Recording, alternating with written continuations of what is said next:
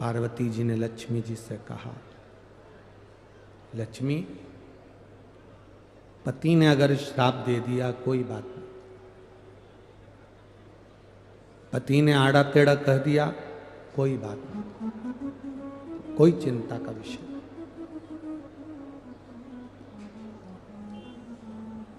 सास अपशब्द कह दे, दिल में लेकर कभी मत जाओ।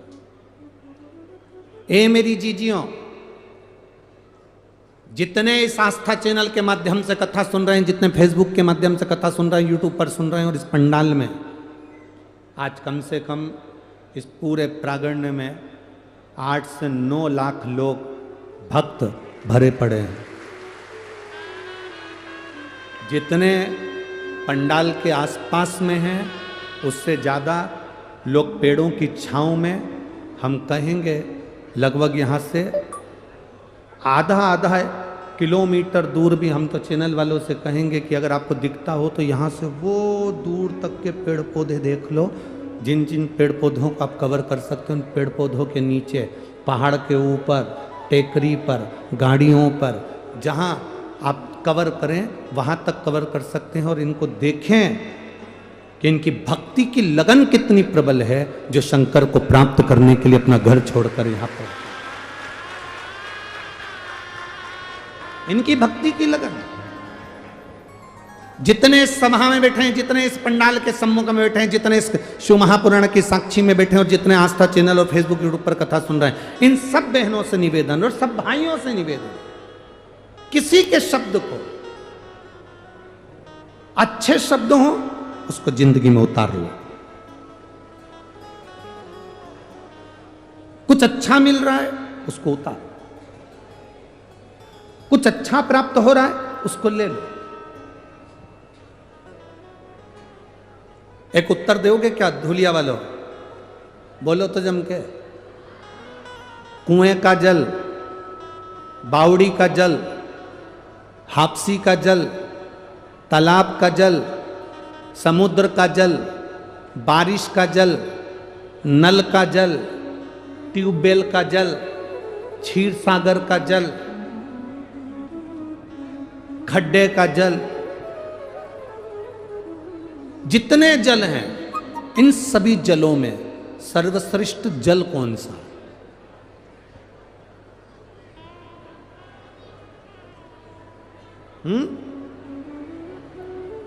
तालाब का जल, बावड़ी का जल, हापसी का जल, ट्यूबवेल का जल, कुएं का जल, बारिश का जल, खड्डे का जल, समुद्र का जल, सागर का जल, कूप का जल, कुएं का जल, इन सभी जलों में श्रेष्ठ जल कौन सा है?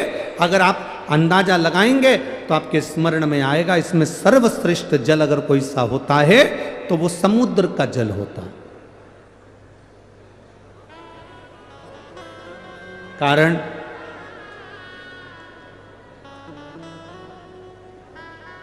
श्रीमद् वल्लभाचार्य जी ने एक ग्रंथ लिखा जिसका नाम है जल भेद। कौन सा ग्रंथ है? जल। श्रीमद् वल्लभाचार्य जी ने वर्णन करा, सर्वश्रेष्ठ जल होता है समुद्र का जल। क्यों? कुएं के जल में कचरा डालोगे तो वो कुएं में सड़ता रहेगा, बावड़ी में कचरा डालोगे वो सड़ता रहेगा, ट्यूबवेल में कचरा डालोगे सड़ता रहेगा, खड्डे में कचरा डालोगे सड़ता रहेगा, नदी में कचरा डालोगे सड़ता रहेगा, सरोवर में कचरा डालोगे सड़ता रहेगा। पर समुद्र में अगर कचरा डाला है तो समुद्र की लहरें उस कचरे को किनारे पर लगा देती हैं, वापिस किनारा दे देती हैं। समुद्र कभी कचरे को अपने अंदर नहीं उतारता, समुद्र कचरे को किनारे पर लगा देता है। तो मेरे भारत की, देश की और विदेश में जितनी मेरी बहनें बैठी हैं उनसे एक ही निवेदन है, जब कोई तुम्हारे को भी कचरा दे, गाली दे, अपशब्द कहे, ताना दे, तो तुम समुद्र जैसा दिल रखकर कचरे को किनारा लगा दो। इस कचरे को किनारा तुम्हें लगाना। अपशब्द कहने वाले का अपशब्द हमारे दिल में नहीं रखना। समुद्र कचरे को अंदर नहीं रखता। फिर कहा समुद्र श्रेष्ठ क्यों है? तो कहा समुद्र इसलिए श्रेष्ठ है, समुद्र में सोना डालो, चांदी डालो, हीरा डालो, पन्ना डालो, समुद्र कभी किनारे नहीं लगाता, समुद्र अपने अंदर उतार लेता है। जब शिव महापुराण रूपी हीरा मिले, कोई अच्छी ज्ञान की बात कहे तो उसको अपने अंदर उतार कर रख लो। फिर कहा समुद्र का जल श्रेष्ठ क्यों है? तो कहा समुद्र का जल श्रेष्ठ इसलिए है क्योंकि समुद्र जब चंद्र बढ़ता है तो समुद्र उछलता है। बोलो री जीजियो सही है कि गलत है? चंद्र बढ़ता है समुद्र उछलता है, चंद्र घटता है समुद्र बैठ जाता है। समुद्र से हमें अपने को समुद्र जैसा बनाना है। जब किसी को बढ़ता हुआ देखो तो इतने खुश हो जाओ कि भगवान इसको और ऊपर पहुंचाना, और उन्नति देना। और चंद्र घटता है तो समुद्र घटता है। जब किसी को दुखी देखो, किसी को घटता हुआ देखो तो तुम्हारा दिल भी घटना चाहिए, तुम्हें भी नम्रता आना चाहिए। समुद्र क्यों अच्छा है? तो समुद्र इसलिए अच्छा है क्योंकि समुद्र खारा होता है, सच बोलने वाला हमेशा बुरा होता है।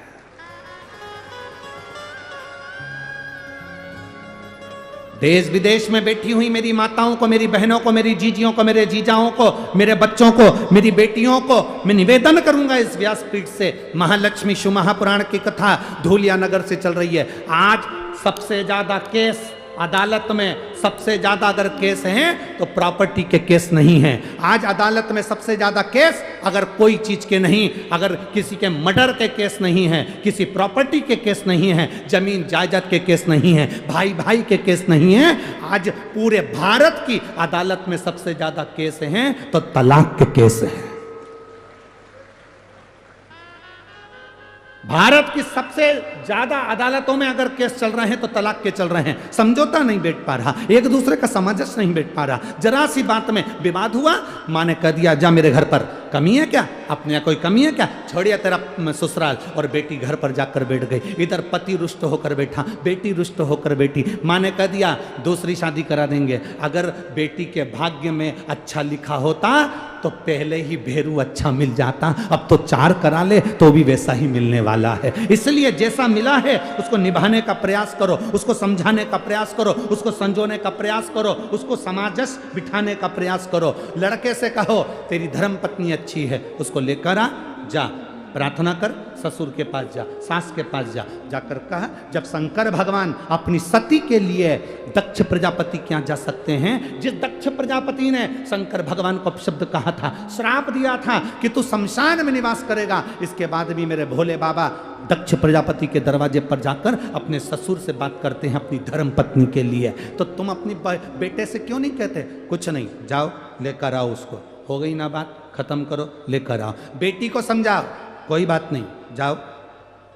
अगर मान ले तो दूसरी शादी करेगी और वो भी ऐसे ही निकल गया तो मम्मी मैं शादी नहीं करूंगी, मेरे को शादी नहीं करना, तो जिंदगी कैसे निकलेगी बेटा? मैं तो अकेली रह लूंगी। ये संसार, दुनिया के लोग एक किसी की मुर्गी रोड पे मिल जाए तो वो मुर्गी ले जाए, तो आज का व्यक्ति किसको छोड़ रहा है संसार में? किसको छोड़ रहा है?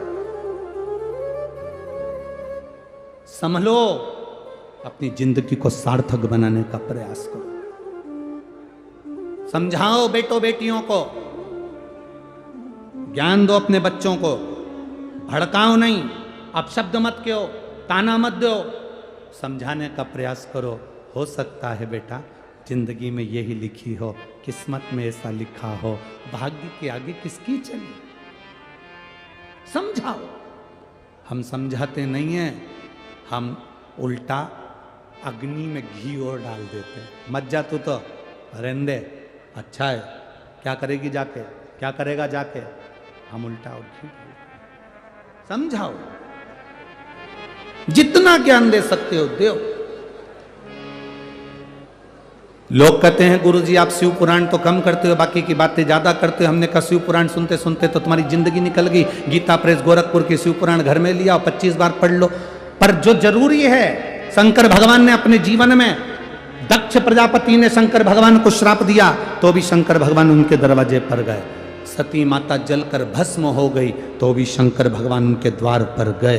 कभी उन्होंने विरोधाभास नहीं पाला, कभी उन्होंने अपशब्द नहीं कहा, कभी उन्होंने ताना नहीं दिया, कभी उन्होंने गाली नहीं दी। समुद्र जैसे बन जा। कोई ने अपशब्द कह दिया, यहां से सुना, यहां से निकाल। कुंडल काय के लिए पहनते हैं हम? आप लोग कुंडल काय के लिए पहनते हो? सुंदर दिखने के लिए। अरे बोलो तो जम के। कानों में कुंडल काय के लिए पहनते हो? सुंदर दिखने के लिए नहीं। कुंडल इसलिए पहना जाता है कि कानों में छेद हो जाएगा, अच्छी बात आएगी तो सीधे कानों में जाएगी, बुरी बात आएगी तो कुंडल में जो छेद है उसमें से आर पार हो जाएगी, अंदर नहीं जाएगी। अपने भीतर हम क्यों लेकर जाएं अपशब्दों को? अपने भीतर हम क्यों लेकर जाएं आड़ी तड़ी बातों को? कुछ श्रेष्ठता लेकर जाए, कुछ अच्छा लेकर जाए। लक्ष्मी पार्वती जी कर रही हैं, अपने पति ने तुम्हें श्राप दे दिया और तुम दुखी हो गई। दुख नहीं, अगर अब शब्द किसी ने कहा है, ताना किसी ने दिया है, गाली किसी ने दी है, आड़ा टेढ़ा किसी ने बोला है, तो उसका जवाब देवाधिदेव महादेव ने दिया है। एक पत्र आया है, देखिए।